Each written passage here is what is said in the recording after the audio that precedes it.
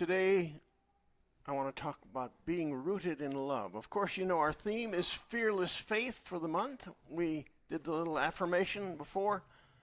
But first, I want to tell you a story. It's not going to be a quiz today, but a story. Because you know the story probably too well, and you'd get it after the first or second clue. So I'm going to tell you that who this is about is the magnificent artist, painter, poet too,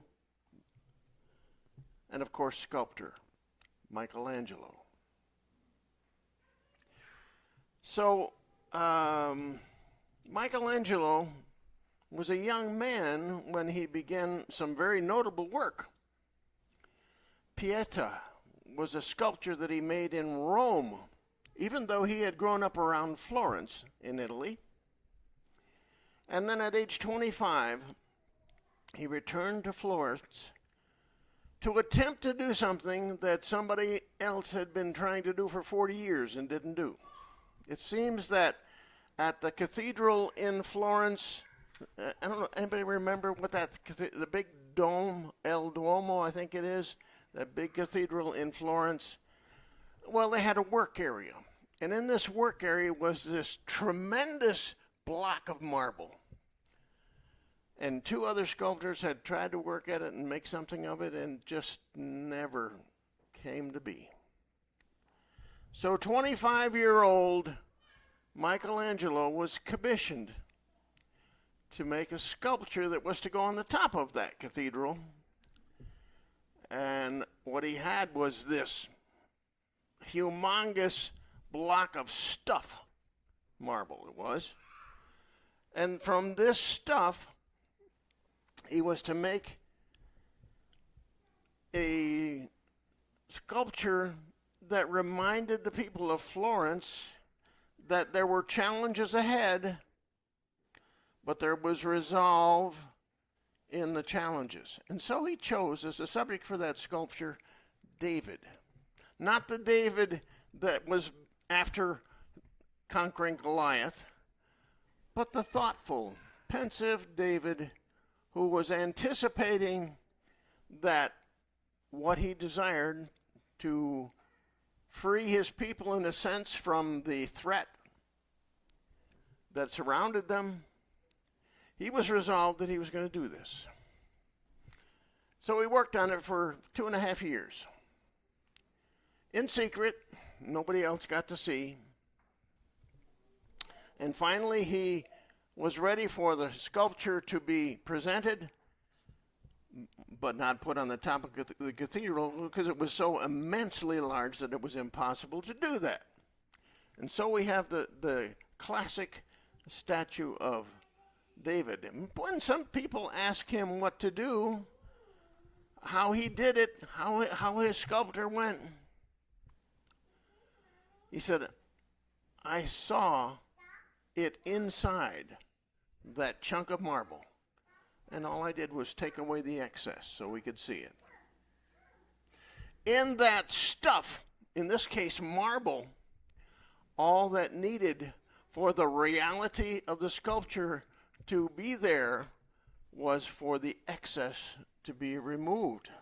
I think there's a lesson in that for us. I better stay with my notes a little bit, so I'm putting my glasses on. So today, I want to talk about stuff. Nice big technical word. The nature of stuff and how to use and be used by stuff. So today, but you know, stuff has got a little bit of a history as a word too. It means the substance from which something is made. The substance from which something is made.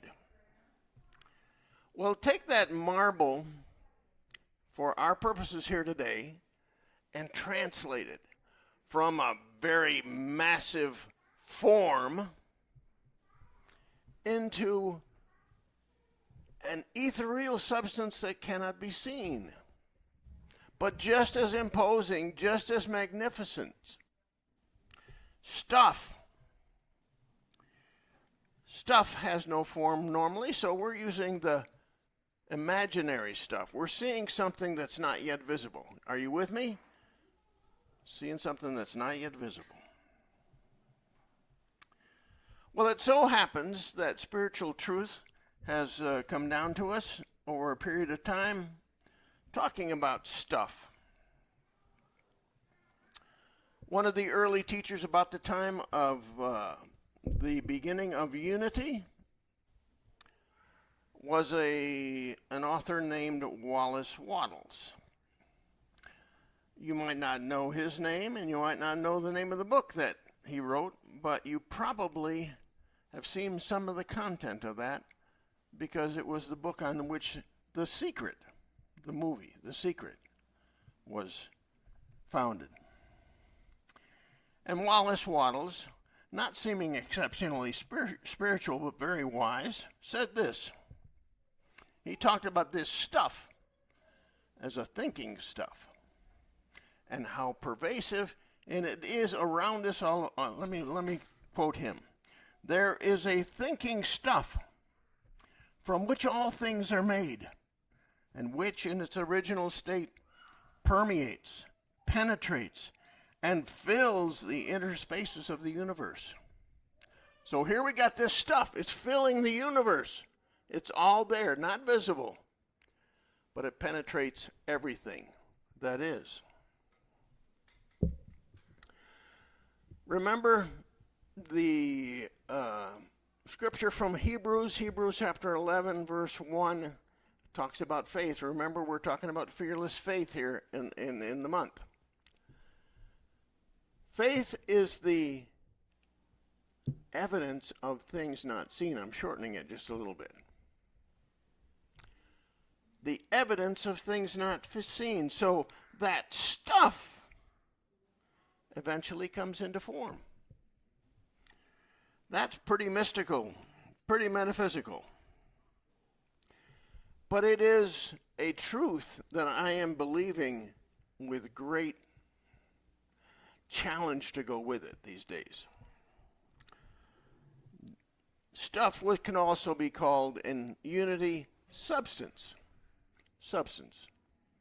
The same definition that has its root in the beginning of the word. So, that substance has been called various things, but among them is the infinite invisible. The infinite invisible. Remember, we're not seeing it with physical eyes. You're seeing stuff, and as we talked about last month, it's our imagination in that stuff that brings things into form. So this is stuff.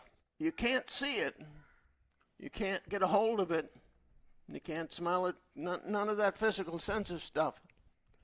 But it is the stuff from which everything is made. And of course, it is the stuff that is the root. We use that word root again, of love. That basic thing of love. So what about the nature of stuff?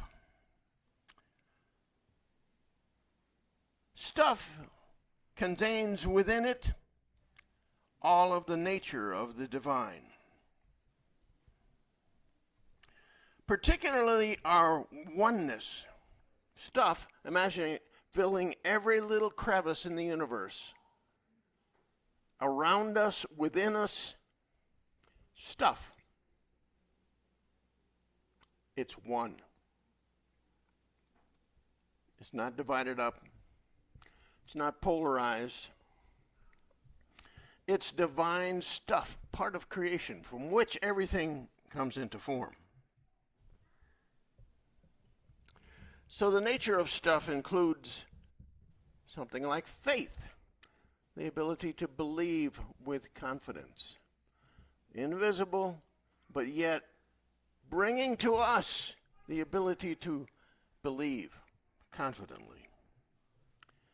And of course, the nature of that stuff is what we talk about today, love. The power of love we talk about When we talk about it as unity and harmony and magnetism.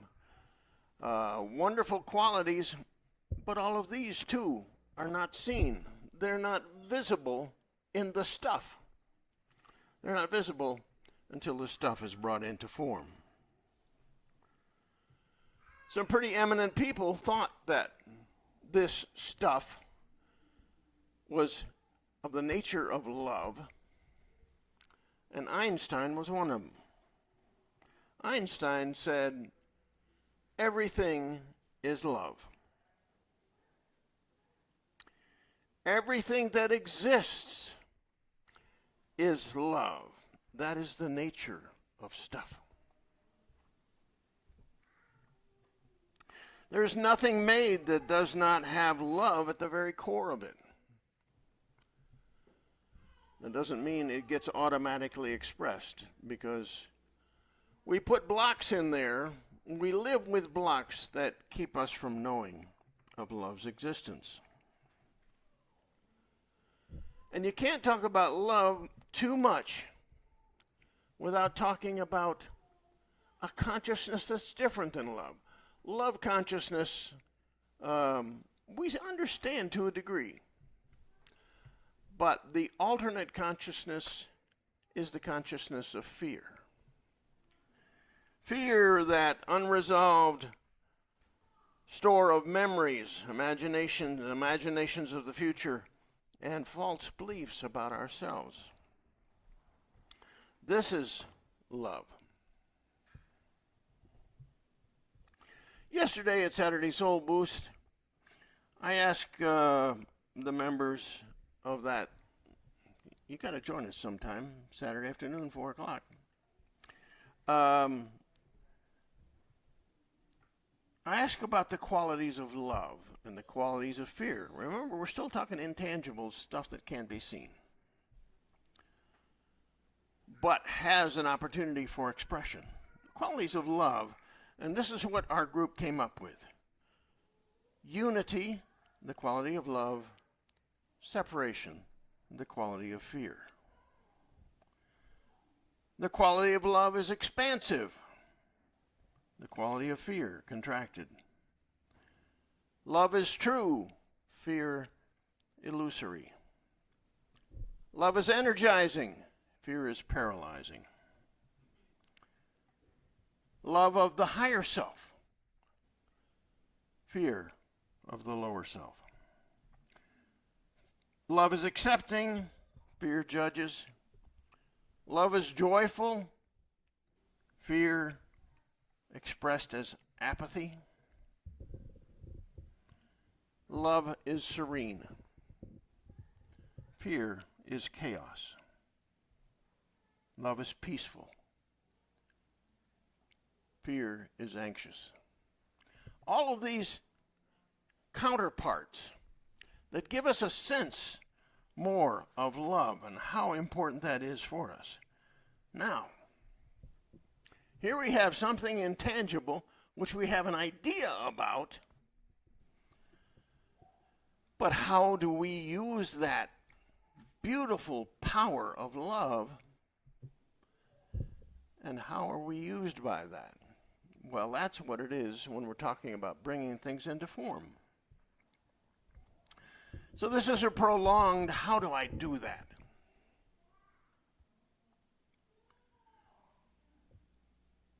Are you listening? Some of this came from our group yesterday too. You've heard the phrase, if you're not really familiar with it, you've nonetheless heard it about centering yourself. Centering yourself, stopping, being still. And thank you, Earl, for that meditation where we just had time to stop and be still. Feel your feet, or in this case, since you're sitting, feel your seat. You have connection with the human, with the sensory world, even though that's only a part of it. Breathe slowly. We talk about breath all the time. I just want to tell you how I do it. What I've been doing lately is something that just feels absolutely right to me. And that is that I breathe in, my inhalation is quick and deep, a little break, a little pause, and then my exhalation is slow and long. And then another pause before beginning again. Somehow my frame relaxes. Any tightness that's in my tummy loosens. And in that slow exhalation, I am centered. I am as God created me. And as I let the past and the future slip away, because I often get involved in the past and the future more than the present, as I let them slip away, I am centered. I am who I truly am. And that is to be aware of love, and that is to be love. So center yourself. A good start to how to use that stuff, that creative stuff. Secondly, send your roots down deep. We talk about being rooted in love. That's a title for today's. So, send those roots down deep. If you get down to Shanti Olmsted, you may find after the harvest is done that the roots of the plant have gone down a long ways. When you pull that now withering plant out, you find that roots went down a long ways. Let's do that for ourselves as well. So how do you do it? Sharon talked to me about reading and how much that means to her. There's a good start. There are spiritual resources which help us to get anchored, help our roots to really take hold. There are spiritual teachings. If you're at all online, you can find them on YouTube anytime you want to listen to them. You have to sort through a little bit to find the ones, but you will be drawn because of the power of love to the energy that you're putting out there. And if you want to appropriate love, if you really want to be rooted in love, listen. And then particularly, listen to the voice of Spirit within. Again, something intangible. There's something that almost speaks with a physical sound, and for some people that actually happens. But there is a voice of Spirit always aware of us. When we can take the barriers and take them away, we indeed know love. So center yourself, put your roots down deep. And then we talked about blocks to love's presence. Let go of the blocks, the blockages that keep us away from the awareness of love. Course in Miracles talks about this. Course aims, the very aim of the Course in Miracles is to remove the block to the awareness of love's presence. So you may have to recognize and let go of a few things if in fact you would be rooted in love. There's a beautiful scripture in Ephesians 3. It's reported to be written by Paul. And he says, I pray that you, being rooted and grounded in love, may have power, together with all the Lord's holy people, to grasp how wide and long and high and deep is Christ's love. We just scratched the surface. It's amazing.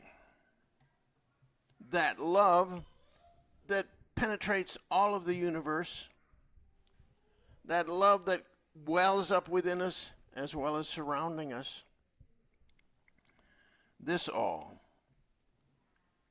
is available to us as we allow ourselves and intend ourselves to be rooted in love.